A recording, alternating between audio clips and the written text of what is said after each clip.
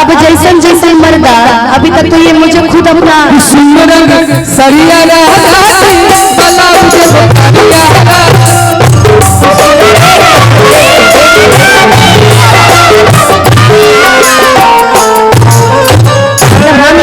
दूसरे को लाइन मारे जा रहे हैं ना जी।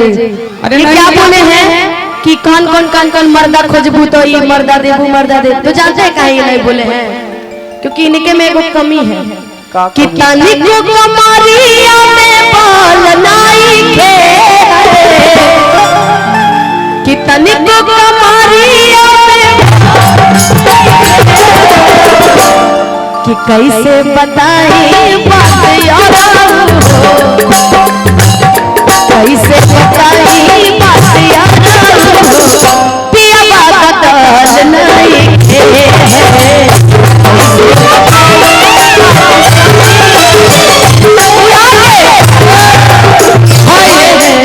कहतारी कैसे बताई बात यार हम पिया बात नहीं थे तुम जाओ मान गई हम बात नहीं थी इनकर बियाह शादी दूसर से हो गई तब कहतारी कि जैसन चाहिए वैसन पिया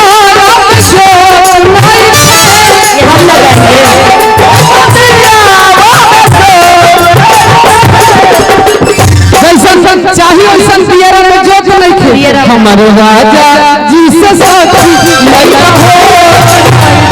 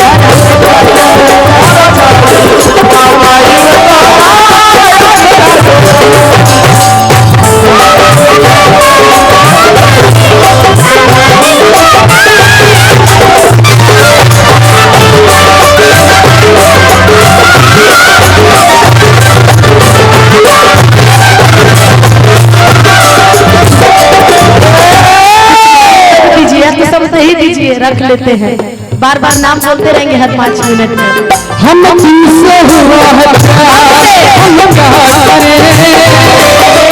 तुमसे हुआ है